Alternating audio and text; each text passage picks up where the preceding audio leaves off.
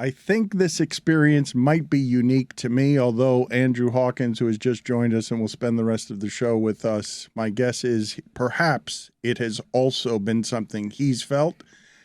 Andrew Hawkins walked into the room, and I don't know if he knows how delightful he smells. I'm guessing he does, but that was quickly terminated. Just the fragrance, the scent. By Stugotz came in here smelling so much like cigarettes. It's a great day for heaters, Dan. The weather is absolutely perfect. What about for whistling? Hold on. A little cold. Oh, it's coming along. Hold on. Not bad. I mean, not bad. Not good either. Andrew. Can you whistle today? Or? I whistle like Stugotz, unfortunately. Yeah. I was like, damn, that's what I sound like? Yeah, but good smoking weather, right? Great smoking weather. Thank you. Yeah, the aroma just... Yeah. You smell it, right? You smell it. It came in strong. So now I've got your fragrance, your delightful fragrance has been dwarfed by whatever it is he stuck in his beak and Marlboro Silver. Sent out the exhaust. A little bit lighter. Did you smoke a truck of them? You rarely come in smelling that much like cigarettes. Yes, I had a full pack before I got in today. I want to talk to Andrew about some of the sports stories of the day that our group is a little bit cynical on. They do not believe that Sean McVay will actually leave coaching, and they certainly do not believe that Aaron Rodgers will leave football. I think the single worst time to ask a player whether he's coming back next year is when they asked Aaron Rodgers that question. Not just after losing that game that way, but after 18 years of doing that job that none of us can possibly understand, but you probably understand it a lot better than us. So I ask you, how tired do you imagine Aaron Rodgers is? He's very tired. And that is a terrible time to ask that question because you can't really give a good answer then. Now, I do believe there is a greater chance of him not coming back than coming back for a lot of reasons, which I'm sure we'll get into. But that's the hardest decision you make in your life, and I'm not just saying that. And there's a lot of hard decisions you make in your life, even for players and understanding it is just a game. But to NFL players, that is your life. That starts when you were 6 years old, and when you're 30, no matter how prepared you are, how high at a level you've done it. Like for me, who is not Aaron Rodgers, don't have the Aaron Rodgers pedigree, talent, background, all the things a part of the football story for the next 200 years, it was still like, man, am I going to be able to survive out there? And I think for as long as he's done the game, I think that's a hard decision for him. $60 million guaranteed makes it easier. I mean... you would Who's walking away from that? I don't care how much money you have. You will, because it's $60 million? He has so much money already, though. I know, but and to play he has 18 the ability more. He can make it. He can continue to make it. Like Tom Brady will continue to make money very close to the clip he's making it now playing. And so Aaron Rodgers also has that opportunity. So I'm with you on this, but the group is totally cynical, and most people land where Stugotz lands, where we've heard this for years and years. Aaron Rodgers loves attention. I thought myself, it must be so hard to play that position with a broken finger on your hand, and he wasn't himself this year. This is the reigning two-time MVP. Okay, he was not himself this year, and I could just imagine after a mediocre season losing at home to the Lions and asking him that question. My guess is he left that locker room saying, bleep this, I'd like to quit right now. If I could press a button, I'd quit today. I might regret it, but if you make me make that decision right now, at this moment, the way I feel, I would quit right now. But that's the way you want to go out. Home loss against Detroit, trying to get to the playoffs, not having a good season. That's the way Aaron Rodgers is going to go out with $60 million on the table next year. I can't see it, Dan. His career earnings are $305 million. That's 7 of Chase Daniel's career. Chase actually, Whittingham looked it up and saw that it was more than $40 million that Chase Daniels made. $41.8 million. I believe he threw 263 passes and started 5 games. Still 5 million fewer than Dwayne Dedman, though.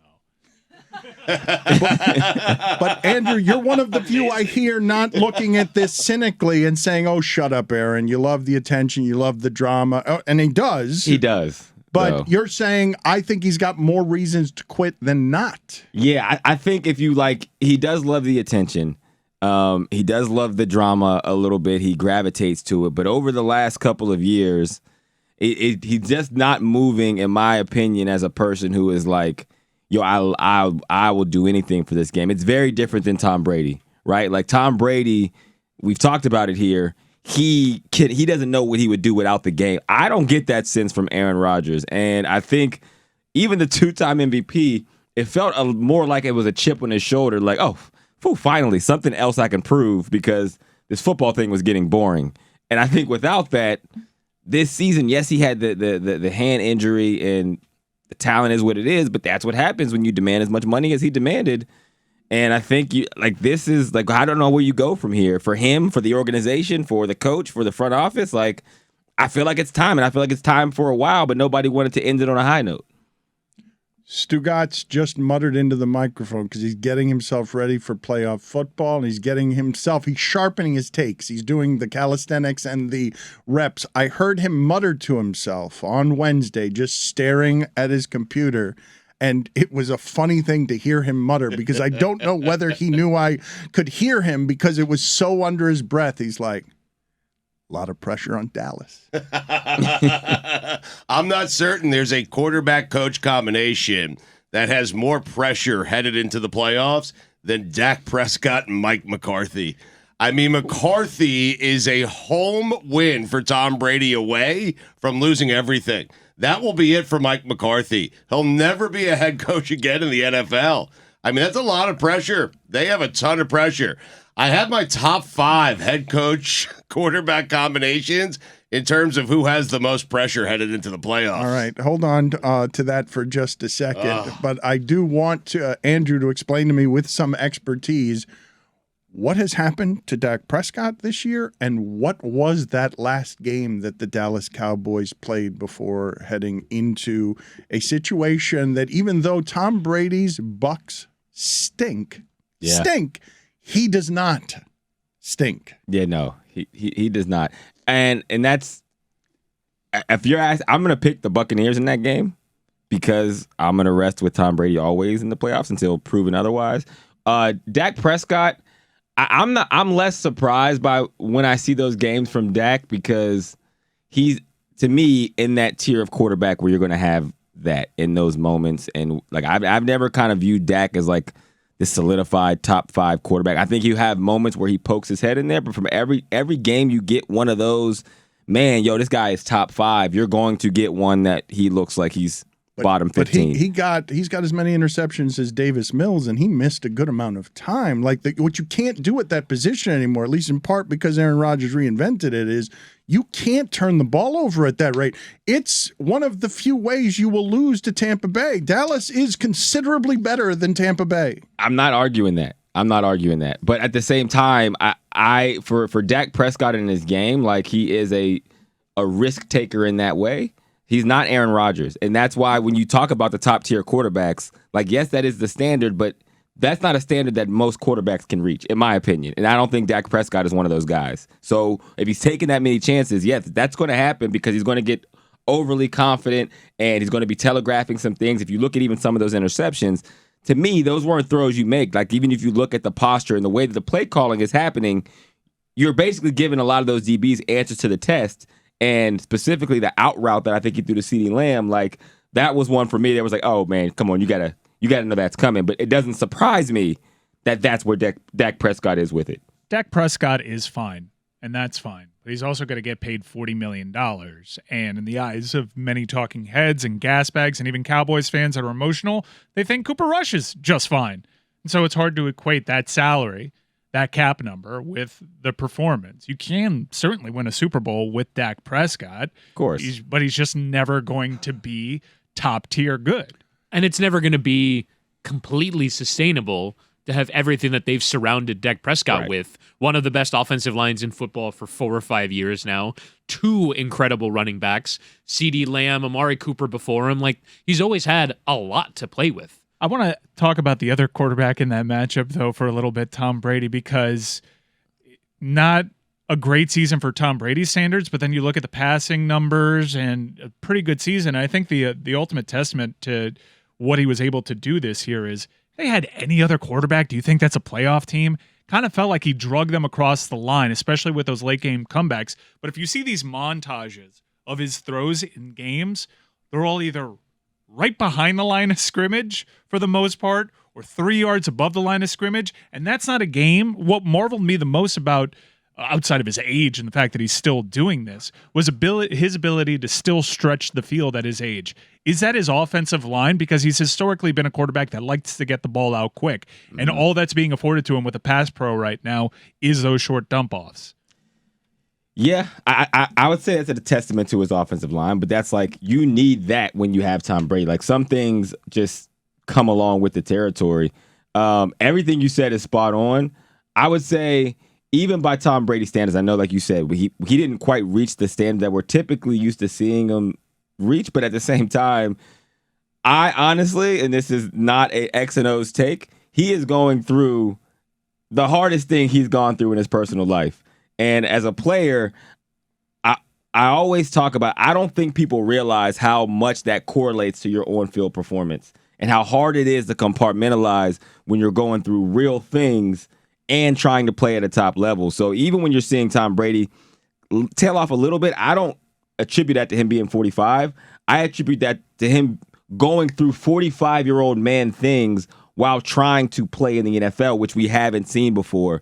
And so for him, I don't know if he retires, and I know that's not the conversation, but what I'm saying is, the more time that you've had through the season, you've seen him progressively start to get back, and I think that's the scariest thing for the Cowboys next week, because I feel like he's going to be locked into the playoffs. He's dealing with, you're right, the first half of the season, and still, I guess, the whole season, dealing with real-life stuff. But, Mike, he still threw. He was third in the NFL in yardage. He had nearly 4,700 yards. I love that he set the bar so high for himself, that 4,700 yards, 25 touchdowns, 9 interceptions, while going through a divorce at the age of 46 or 7 is kind of a down season for Brady. I really loved Hog's point about, we've never seen someone go through the normal mid-40s shit before at that position. No one's been there. Like, it's hard enough when you're not playing the most important position in all of sports. I felt for him, man. I'm like, I remember getting in arguments with my girlfriend on a Saturday night and having to go play a Sunday game and, like, trying to be like, oh, man, I can't.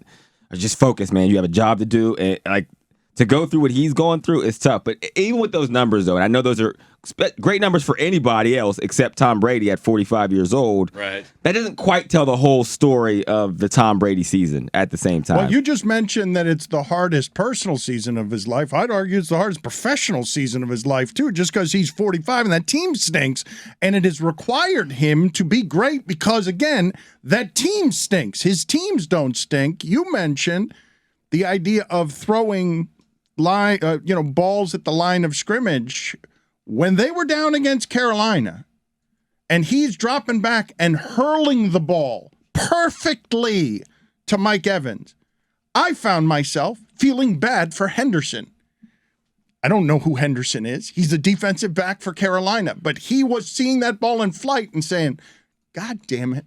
That's Tom Brady, and at 45, he can still do that. And I gave Mike Evans a step because I thought that Brady's going to do what he's doing all game. 3 yards, slant. But this time he decided to just uncork it, and I end up feeling bad for a Carolina defensive back named Henderson. The wildest part of this season is, I see signs of Tom Brady aging, but the signs are that his skill position guys are aging.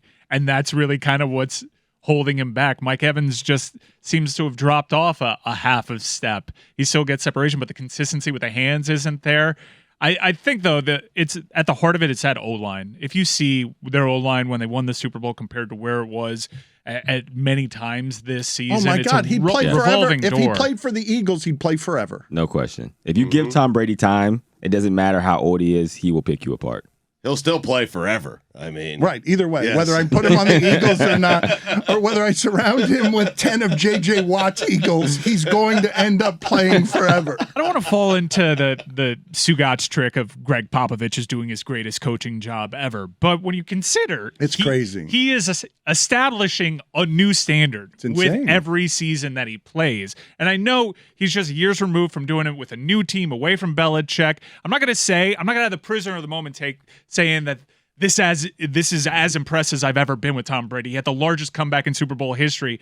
But God damn it, I'm really impressed with what Tom Brady's doing. What you have to do is, when somebody owns a team record for something and is still on the team and continues to add to his own team record, that's what you have to do with Brady. Your respect has to keep growing every year. You're obligated to get more impressed by the most impressed you've ever been. But you guys said something. I don't think it's right. Tom Brady is already third on the all-time Bucks passing list. it's amazing. Yeah. What's amazing is Jameis Winston is first. Well, this is what I wanted to bring up because you guys said you can win a Super Bowl with Dak Prescott. And certainly most people would agree with that. But the thing that I would ask you is, when that team went from the interception rate that Dak Prescott has this year, Jameis Winston, 30 interceptions, to Tom Brady, that's what changed around that team. You can't win a Super Bowl with a quarterback who turns the ball over in the postseason. It's the one thing you can't have at that position, and he's been Davis Mills. He's been worst in the league. How many games did Dak Prescott miss? Didn't he miss almost half the season?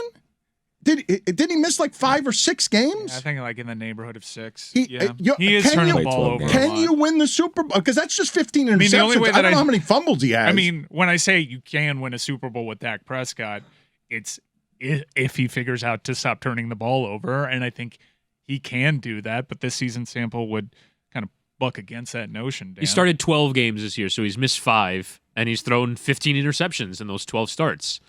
Yeah. That's unsustainable. That's for not a Jameis playoff Winston run. level, though. That's like a not quite, but But Jameis You Winston can't turn doesn't the ball start over. anymore because he throws too many interceptions. Like New Orleans has had ample opportunity to throw him in there, and they won't because he throws too many interceptions. You're right. You cannot win the Super Bowl if you turn the ball over in the postseason.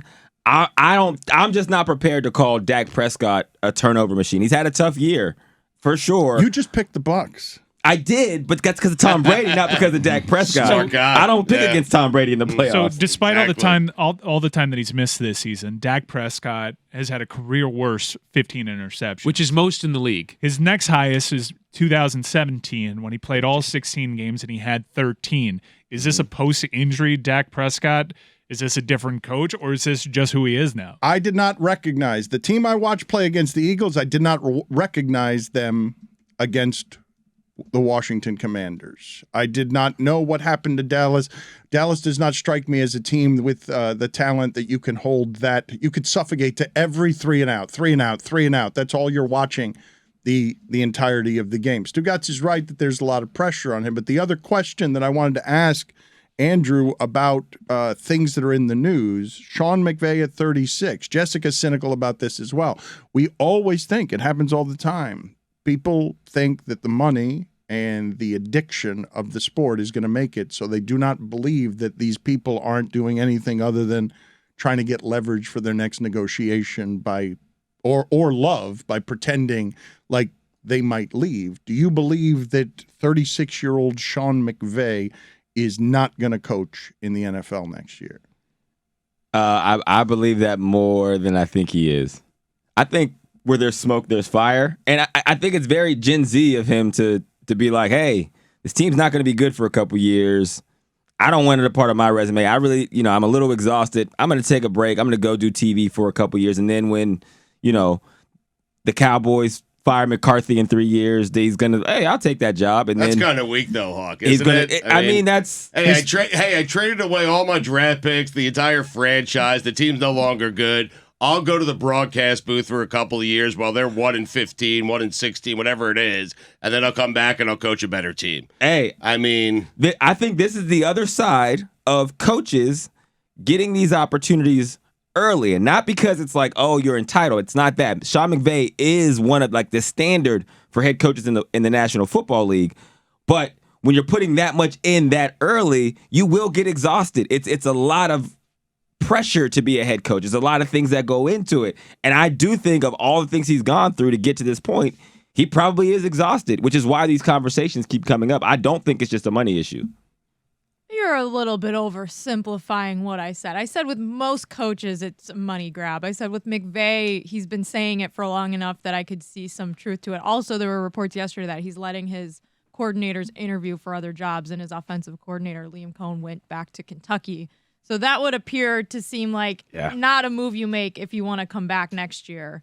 But I see Stugotz's point. If I'm a Rams fan, which like all 6 of them, they're going to be really upset that he did. I mean, you get the Super.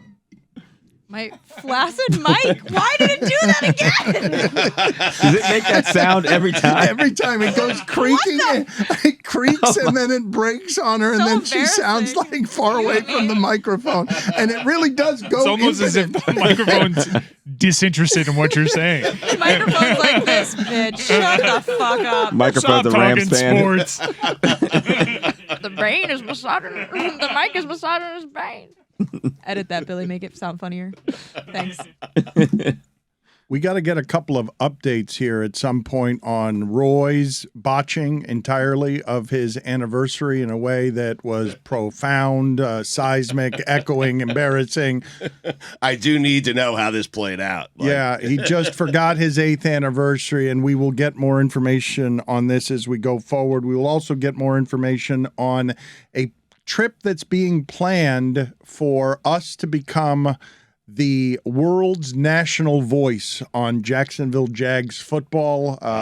Tony is trying to recruit Billy. I don't think Billy wants to go. I can't tell where Billy is on his both feud with Tony and wanting to support Tony. Are you going, Billy, to Jacksonville? Where are we? TBD. There's no feud, by the way. Yeah, Dan. TBD. We're working It's a healthy things out, brotherhood. figuring things out. Yeah, exactly. Yeah. You have all the access and like everything you need. You know Baselli. You, Billy, know Baselli. Yeah. I mean, we know Tony Eckler's Khan. gonna be there. Austin Eckler's Yeah. going to be there. I sent an email to his reps, see what's going on with that situation. We're figuring it out, but also, I have a family, a personal life that I have to balance as well. And I don't, which is why I'm going. God Bless Football is where you will find Billy's Jacksonville Jags coverage with Tony and whatever the crew is that we send out possibly, there. maybe. As we're possibly maybe is what we're giving you. Well, said TBD. we have like 5 people in a room also. You really have spent a lot of time working with Stugotz on the basis of how you're handling this. Well, we're paying for it out of pocket, so I have to justify it as hold well. on. so. That's not also true. We're trying to figure things out. And by the way, Billy, a very nice thing he said to me this morning is he comes in, I look at him, he goes, you know what? You're somebody that gets things done. I did say that. And it's true. I do. One of the rare, just in general, people here at Meadowlark Media that actually can state such a thing. Coming after a segment in When are we which doing the free throw competition? when are you competing against Kate Fagan? Well, that was planned yesterday. Very and soon, the actually. meeting yeah. you guys skipped. And it wasn't so. a free throw competition. Mike, thanks for paying attention. It's a 3-point shootout. Yeah.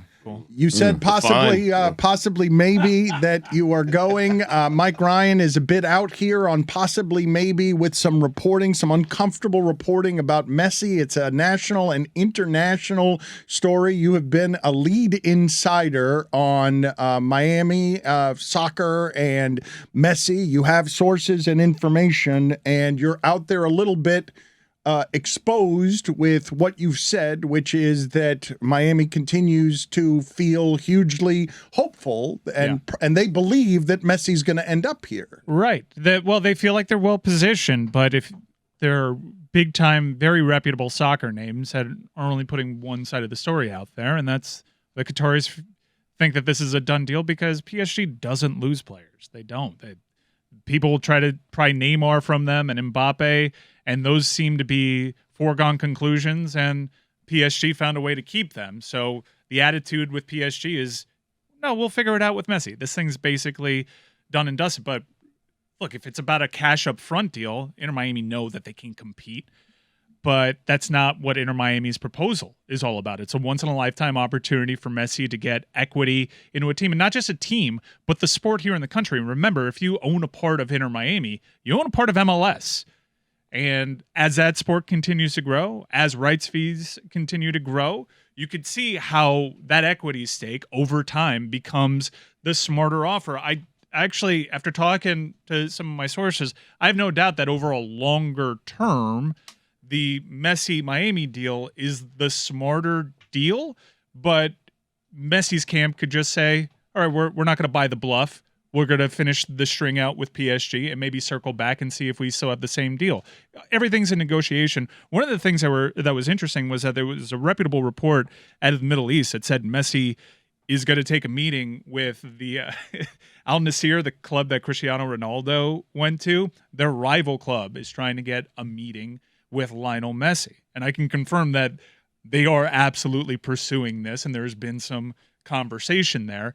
And if this is indeed all about the money, which I don't think it is, I personally don't believe, from what I've heard, I don't believe that Messi will take that. But it is an ungodly sum of money that they would throw. It would make the Qataris blush. I want to talk about all of this for a second because I see reports about Vince McMahon that Ariel Helwani is saying are not so. He's saying that there's no deal in place at this precise moment for WWE to be sold to Saudi Arabia's public investment fund or any entity. Should be noted, Ariel is well plugged in to all sorts of combat sports and professional wrestling. But in an interesting note here, he was once rep by Nick Khan, who is the current lone CEO, as the co-CEO, Stephanie McMahon, in a storyline straight out of Succession, after the power play of Vince McMahon saying he wouldn't approve any sale unless he was welcomed back into the board.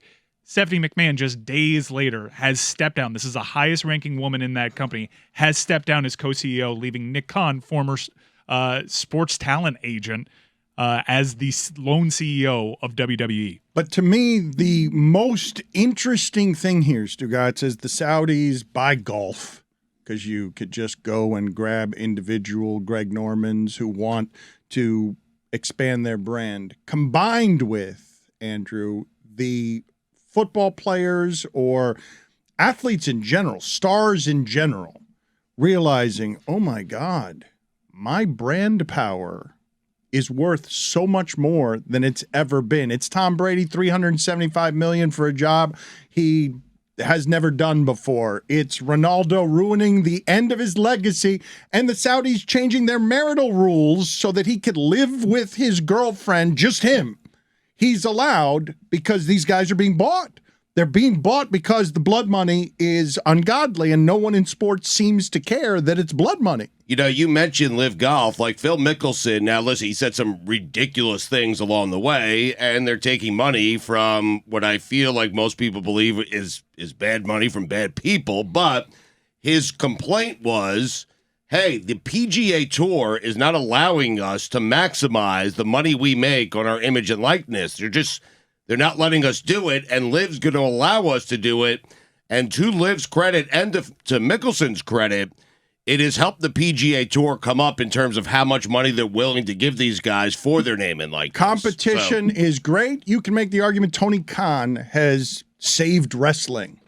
You could form that argument. Competition is wonderful. I don't understand the Vince McMahon deal as it's being reported by others who aren't Ariel Helwani, because it appears to me from afar, knowing very few of the details, that Vince McMahon, who is awful for a lot of different reasons, but shouldn't be in charge of anything and can only basically, given everything on his resume, be in charge of this thing, is skirting around the rules one more time to be a heel with the blood money in a wrestling type move of exactly how a villainous, powerful CEO would handle getting around. Wait a minute, I could just have it be a private company run by the Saudis. They don't care whether I'm doing anything with women or not that's unprofessional and inappropriate. I could keep running my company and just take the Saudi money. Yeah, I guess the only thing he's really skirting is optics, because it's his prerogative as the largest stakeholder in the company to approve any sale and basically be the end all and be all of that company, which is rare because it's a publicly traded company.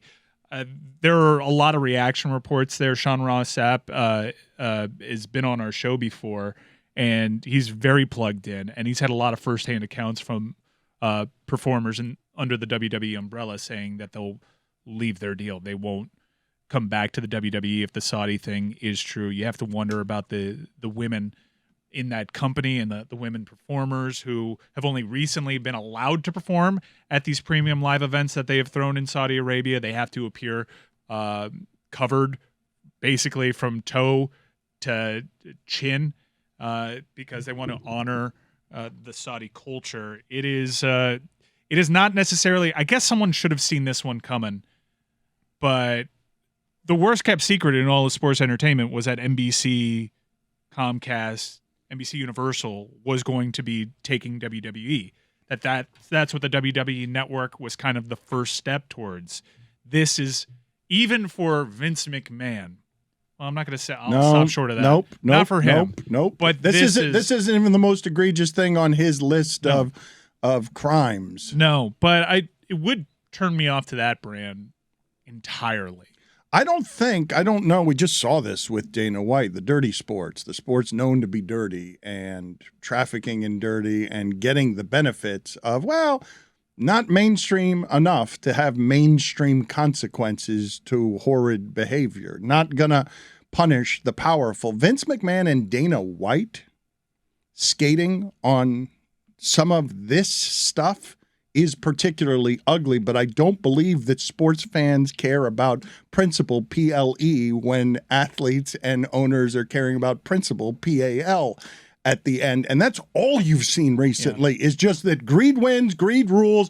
I mean, Ari Emanuel not commenting as the head of Endeavor when he's got opinions on everything on the Dana White thing. Like, this is what is happening here is the morality is being pushed aside by sports fans who don't care enough to be outraged by bad behavior. It's almost as if combat sports, and we can lump in professional wrestling to that, it's kind of more of a vice. And since it's a vice, you check your morals at the door. You always have. You fighting, like, look what they're doing. And so you look the other way in things that wouldn't fly in other sports. I mean, Dana White continued living his life like nothing. He did an F-it Friday. He's promoting Power Slap to debut on TBS. The only consequence is a week's delay on Power Slap on TBS, right? That's been they delayed it a week because of the optics of starting it in the middle of what was a mild noise. He's too big, he's too powerful, and it really shows for all the lamenting that the right does about cancel culture is if you have a certain level of shamelessness, you are uncancelable. It's kind of what Dave Portnoy himself has said, quote, I am uncancelable. If you just keep going, you have a fan base in the UFC's regard and WWE's, they have massive lifelong fans. They don't necessarily feel like they'll lose anybody. Their behavior has kind of backed that hypothesis up that we're not going to lose anybody by this. So we're going to profit. And yeah, Mike, you could virtue signal all you want, and we dare you to not watch the next WrestleMania. Like, that's just the world of combat sports. And they kind of cracked the code in all of this. There was a certain shame in all sectors of American life that have kind of gotten thrown out the window, and people realize that they can survive damn near anything. Yeah, the key is to just persist. You just show up to work the next day, you go to whatever your next event is, and you maybe slightly apologize, although I'm surprised that Dana White even took the step of apologizing, because sometimes the tactic is don't even apologize. Just keep going, and no one will stop you. Andrew, I wanted to ask you about the athletes realizing in mass, I don't know whether it was LeBron who started this in a salary cap sport, Tom Brady leaving the Patriots because he's like, nah, not organizational. I'm underpaid. Mm-hmm. I am an economy. And especially with the baseball salaries. I don't know what the thing is that you've noticed most recently where you're like, oh, holy shit, we haven't been paying these guys right for a long time. They've all just realized, and now as the Saudi money comes in and is blood money, but can steal Messi maybe and Ronaldo because it's and so much of it. And golf. And steal golf, how can you help but notice that these athletes have been wildly underpaid for a long time, given just the contracts in baseball? Yeah, I mean it's business. Business is leverage. That, like, it comes down to leverage. Either knowing how to get it and maintaining it once you are able to get it. And for the athletes, to your point, there comes a time where it's like, in this world now, right? You look at even NIL. There's going to be college players who are like, oh, I'm not going to go pro this year because I'm going to go take a pay cut. I'm going to go to the NFL and take a pay cut, so I'm just going to stay here and make $5 million, $6 million, whatever that is. And whenever there's options, and as an athlete, your mindset is like, yo, I'm going into this thing. I have a finite time to make as much money as possible. I've been building up to this for years. Like I talked about with Aaron Rodgers, it's like this happens when you're 6. So it's not like, oh, you had a 5-year career, a 3-year career, a 8-year. No, this is 24 years in the making, 23 years in the making. There is uncles, aunts, brothers, sisters, moms, dads, communities, coaches, teachers, churches. All these things have been a part of and invested into this thing. So if there's an opportunity to make the most money, 9 times out of 10, of course you're going to take it because you've given up a lot on the other end. And we've all had these conversations about some of these sports and what happens on the other sides of these careers and some of these things you deal with. The only way to make that worth it is to capitalize on as much capital as possible. And in this day and age now where there's leverage and there is an ability to go direct to brands or create your own media entity or go get business off of the field or off of the court or off of the diamond or whatever it is, you have to take advantage of that opportunity, and you're not caring where that opportunity comes from.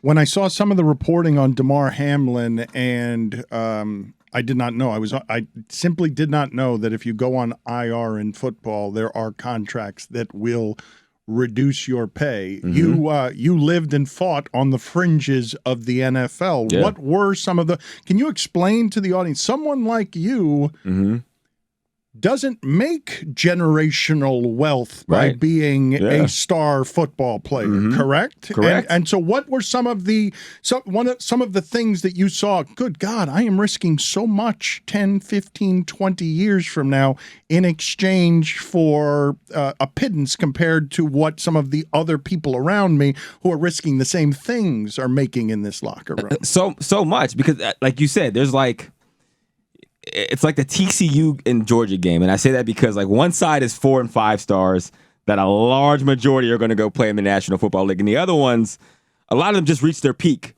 in that game. Like that was the pinnacle for them in their sport. And they haven't made probably any money at all to this point, right? So for me, even me getting my NFL career back going, I love football. I love what football has provided for me and my family, the opportunities. I wouldn't be sitting here in front of you guys right now with this opportunity without the game of football. The reason why I was so gung-ho on getting my career back going after it fell flat after college was I had put so much time into this. And in my mind, I was like, yo, I could have been a dentist.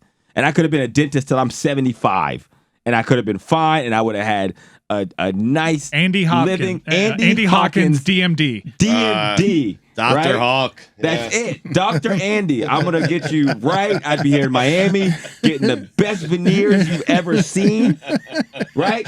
But I'm like, yo, I put so much time into this. I need to get something out of it. And I wasn't thinking millions of dollars. I'm like, I just need to get there so I can use that to go get a job. So when you ask about like fringe players and what you put into it, it's your entire life. It shapes everything. I didn't go to weddings, funerals, birthday parties, holidays. You lose so much time with your family. You lose, obviously the body, the injuries, broken back, ribs, broken my ankle 3 times, shoulders, literally you name it, and you put all that into it.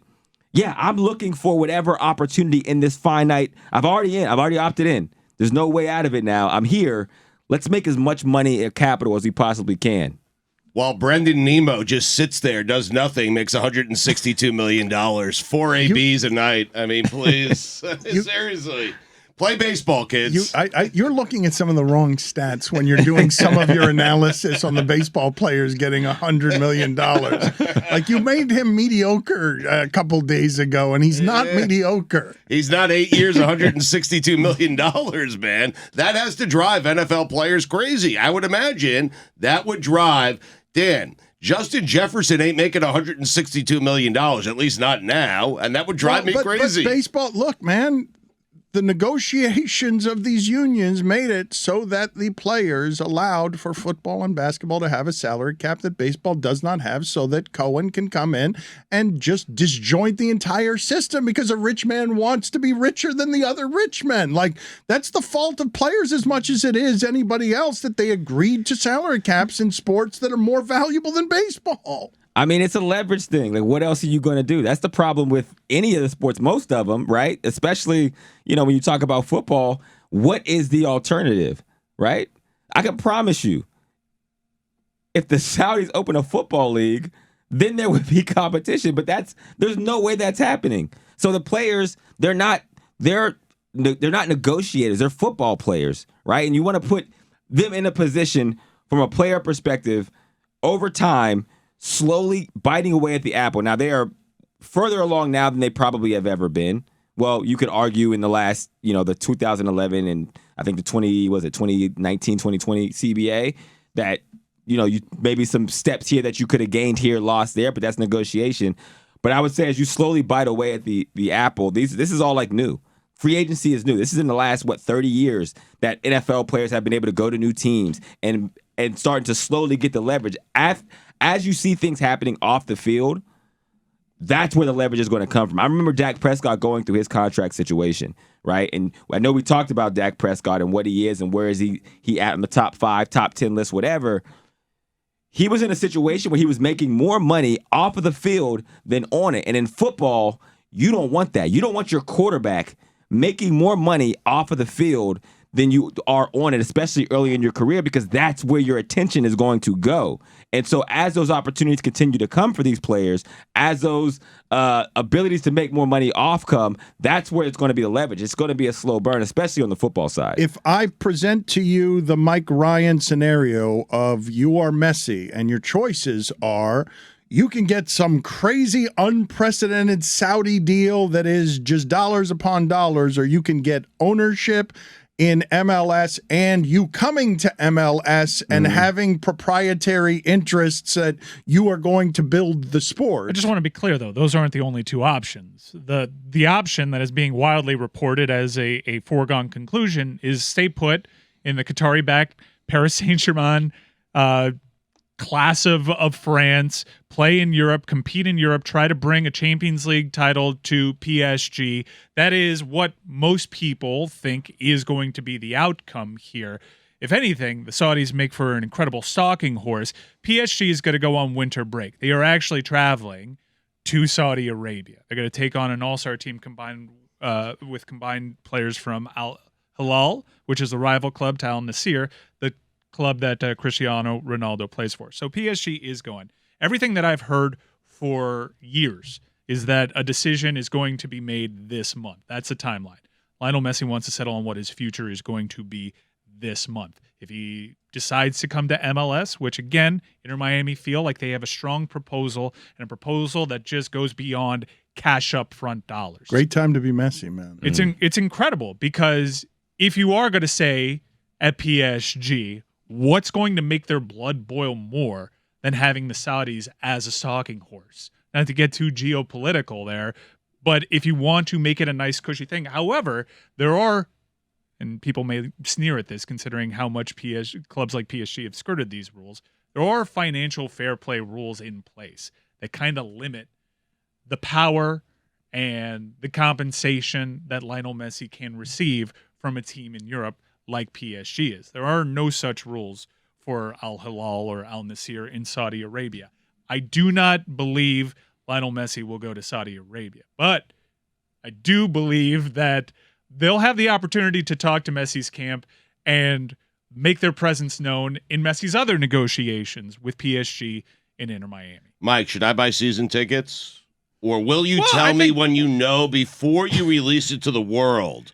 Will you tell me to privately? insider trading, please? Well, what do you mean? You couldn't. Inter Miami. I don't think there are laws about buying Inter Miami season tickets. You couldn't. Like the high price tickets, they're sold out because people are kind of banking on this. And if you've seen Inter Miami's ticket packages, they come up at an interesting time in the midsummer where you can't all of a sudden there's a different price structure for games after July, which I find interesting. I will say, outside of that, and the manager was questioned about this, and everyone's kind of having a wry smile at the microphone. Whitty can back me up on this. They're being as openly, and they maintain they're still very much in this pursuit of Messi. I can back that up. They feel like they're in this. They just acquired a former MLS MVP, Josef Martinez from Atlanta United. That would make 2 former Landon Donovan MVP winners. It seems like you're trying to roster. tell me something, Mike. Well, I never go the ham Messi down. thing, I mean, they have right now 4 players, one of which is not on this roster right now. I've done some reporting. I've linked Sergio Busquets to Inter Miami. Sergio Busquets, considered by many to be Messi's best friend. I think he figures into some of this too. He's DeAndre Jordan. They have a couple of players. Shout. Yeah. They have a couple of players. Yeah, defensive player of the year. That actually DeAndre checks out. Yeah, that checks out. That checks out. But Pardon. they're in an interesting spot because they have Rodolfo Pizarro, who wasn't necessarily playing ball with this Josef Martinez acquisition that made the whole deal get reworked. You can only have 3 DPs in MLS, but that's only like 5 o'clock the day before the season. So they could technically have 11 DPs, designated players, on their team as long as they're compliant by the time the season starts. And Miami is such a destination, and playing alongside Messi would be such a dream, and there would be additional dollars attached to that wouldn't necessarily be in terms of promotional and merchandising opportunities and sponsorships. There's a lot more that go into it. Miami right now has to play a shell game with 3 designated player spots, and everything is kind of hinging on this pursuit of Lionel Messi. I've never seen Stugotz do more reporting than before LeBron ended up in Miami, trying to figure out whether he should buy tickets he could then sell on the open market for more than that. See you, Gary.